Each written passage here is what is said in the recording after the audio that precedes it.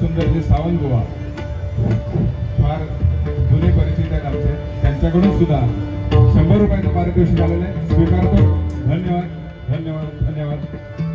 परमेश्वर त्यांना उदंड आयुष्य देवो. बुवांनाही पहिली बारी असली तरी परत घेताना तर परत करूची लागेल, त्यांना मोठा उदंड आयुष्य.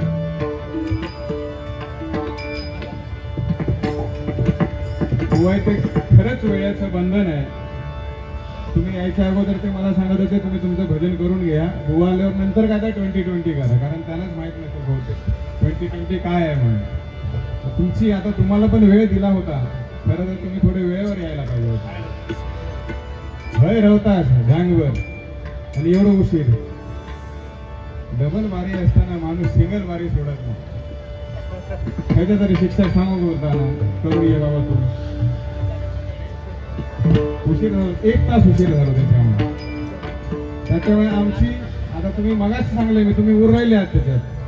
आम्ही जरी या भजन प्रवाहामध्ये असलो तरी थोडेसे ना त्या फड्यासारखे होत, थोडेसे बाजूक करून ठेवलेले. बुवा बोलले आज आमचा बुवांचा परिचय 15-20 वर्षापासूनचा आहे. वयाने मोठे आहेत माझ्यापेक्षा. ते बोलले मी उंचीने मोठा आहे, ते वयाने मोठे आहेत. आम्ही एका कुटुंबात वावरतो, आहे एक आमचं कुटुंब नाही बुवा. एवढी वर्ष झाली बुवांका कधी वाटला नाही भावाक जरा हात देऊया, मारवाडी गुजरात्यांकडनं शिका जरा, त्यांच्याकडनं पण घेऊ बाबा. कोकणी महोत्सव असलो तरी त्यांच्याकडनं सुद्धा शिकवता काहीतरी. भाव पहिल्यांदा पडलो असतो, दुसऱ्यांदा उभं राहिलो असतो, तिसऱ्यांदा चाललो असतो, चौथ्यांदा धावलो असतो. संधीच कधी केले असणार. रागान नाही अजिबात नाही, कारण तुला राग पण माझ्यापेक्षा जास्त येतात. मुंबईमध्ये अशी कोणती स्पर्धा नसेल जिथे बुवांचा 1 नंबर आलेला नाही. उत्कृष्ट गायक आहेत, सादरीकरण उत्कृष्ट आहे. त्यांच्या मनाने आम्ही चालण्याचा प्रयत्न करतोय. बुवांना मागाशी मी भजन सम्राट म्हटलं, कुठे वाईट म्हटलं, त्यांना तसा पुरस्कार मिळालाय ते फक्त मी उल्लेख केला. आणि आहात आमच्यासाठी हा सम्राट. आमच्या कोयंडे बुवांनी तुमच्या बरोबर 12 वर्षापूर्वी, 12 वर्षानंतर तुमचा एक पण बारी गेली ना त्यांच्या देवसारखी. हा त्यांच्यावर म्हणतो खालसूनवरती ते भजनात होत ह्या महत्वाचा प्रवाहत.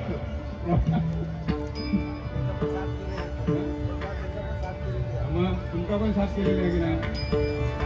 माणूस घर उन्नरी भजनात राहता येऊ महत्वाचं. आणि सुरुवात तुम्ही म्हटला तशी घाई झालीच आमची. यमन असू दे काय असू दे, काय ते काय वेळेकडे बघून थोडीशी धांदल झाली. आता बघा तुम्ही म्हणता 9:15 झाली. मला वाटतं रूपक घेऊन डायरेक्ट ज्ञानेश्वर माऊली घेऊन चालला. 10 वाजता पाहुणे झाले.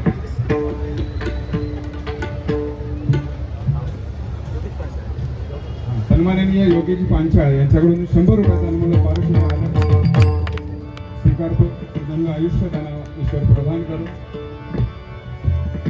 म्हणून मी गन सुद्धा सिंगलच घेतली. उगाच तरी टाइमपास नाही. भजन तरी मी तुम्हाला पहिलाच म्हटलं अभंग गवळांपर्यंत तरी भले तर माईक जाऊ दे, पण आपण करूया.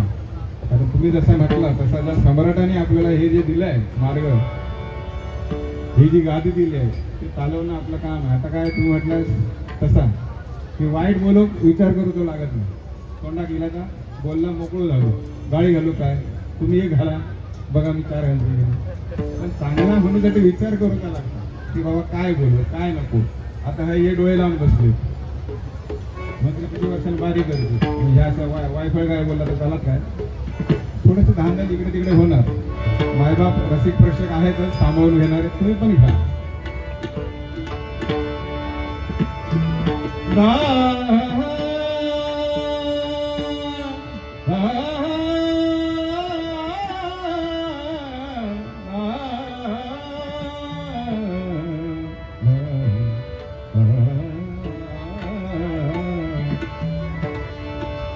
गजल म्हणजे आता काहीतरी बारबीर शोधत.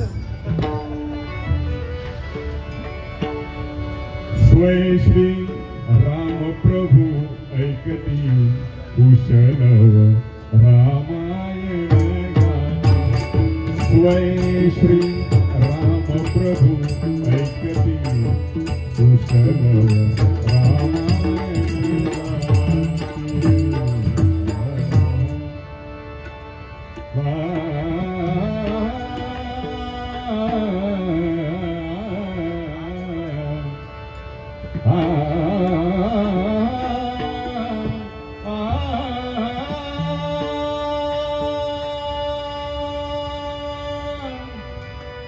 सर स ग स द प ग प द स द प ग रे सा रे ग प ग रे सा द प द सा रे ग रे प ग द प ग रे सा रे ध रे सा.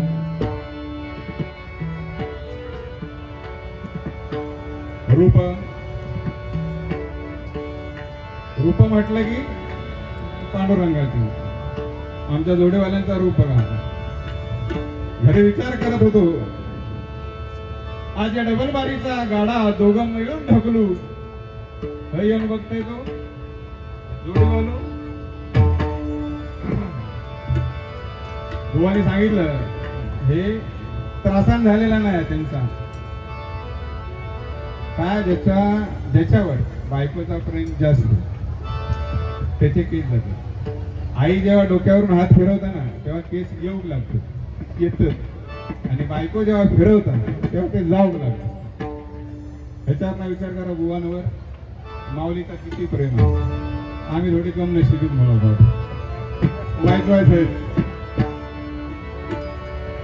रूप पाहता लोचनी सुख झाले ओ सारे. रूप पाहता लोचनी सुख झाले रूप पाहता लोचनी सुख झाले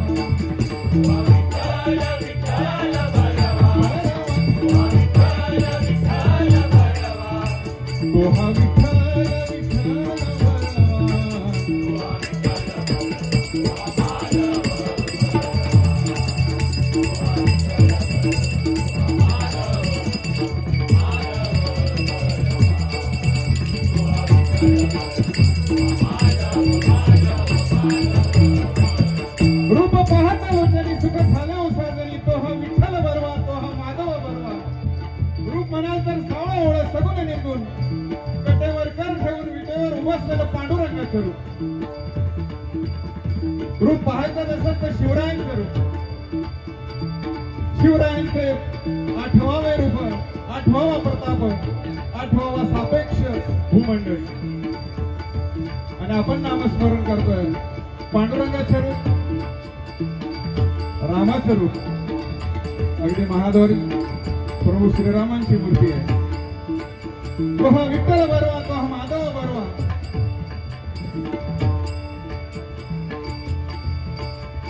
रूप पाहता लोचनी सुख झाले साजनी. या साजनी कोण? जे आपल्यामध्ये शरीर आहेत.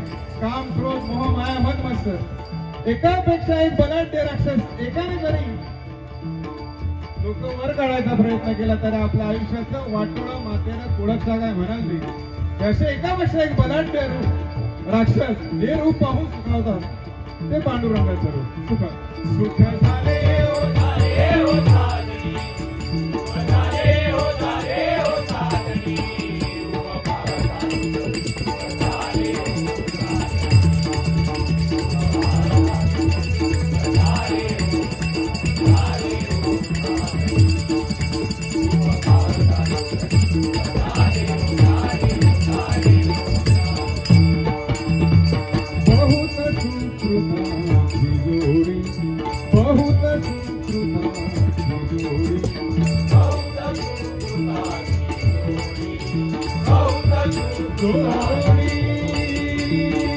करकरांची गोठण करायची, लाडण करायची, कर करायची.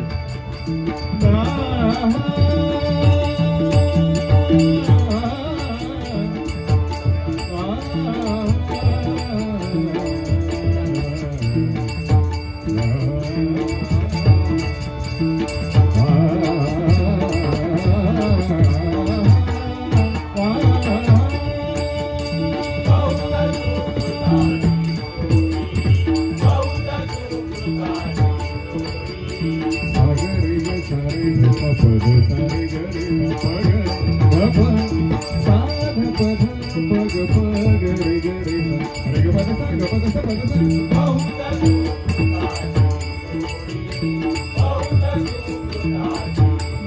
सुकृतांची जोडी म्हणून विठ्ठली आवडी.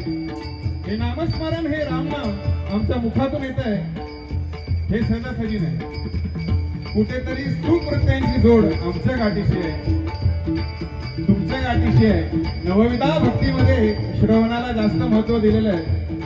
आम्ही हे जे करतोय ते पैसे घेऊन करतो, तुम्ही ते फुकट ऐकताय, ते फुकट तुमच्या कानावर पडताय, तुम्ही वेळ खर्च करून इथे बसला. त्यामुळे याचं पुण्य जे काय आहे ते सर्वस्वी तुम्हाला आहे. बहुत सुकृतांची जोडी म्हणून विठ्ठली आवडी. हीच गोष्ट सांगताना तुकोबाराय सांगताय, जन्मोजन्मांतरी असेल पुण्य सामुग्री, तरी नाम जीवाग्री येईल श्रीरामाने. जीवेच्या अग्रभागी श्रीरामाचं नाव यायला सुद्धा जन्मोजन्माची पुण्य लागते, असंच नाही.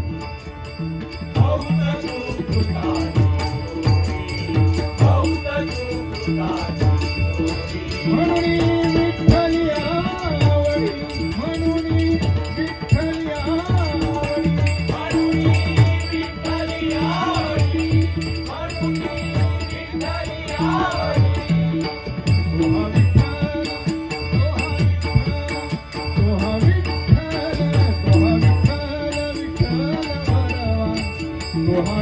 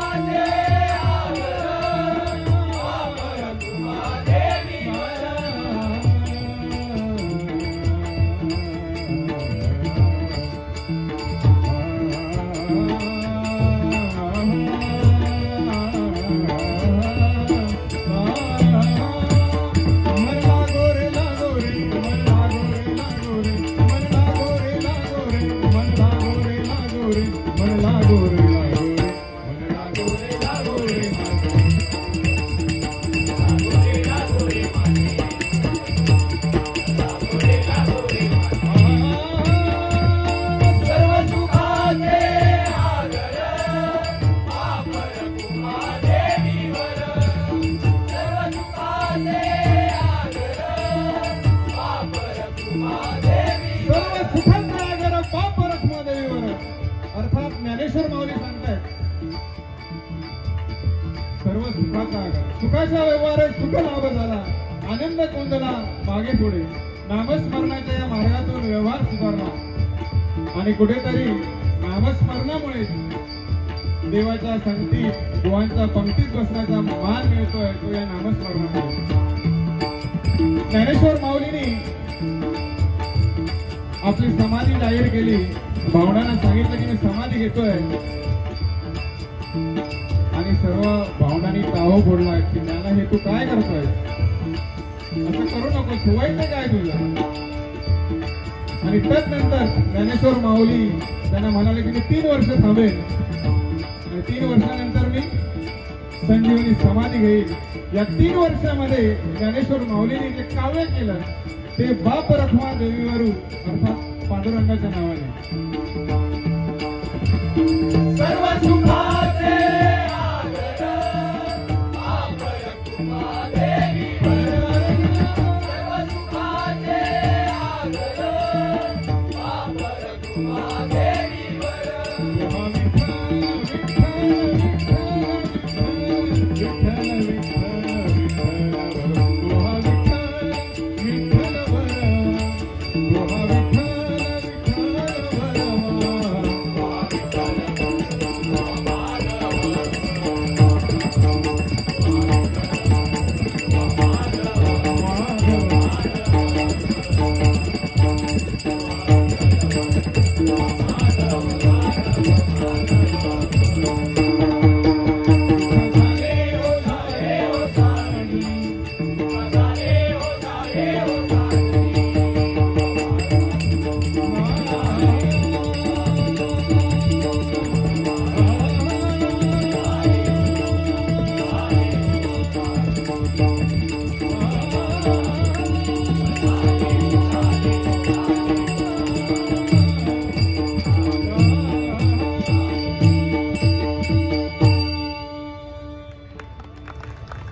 धन्यवाद.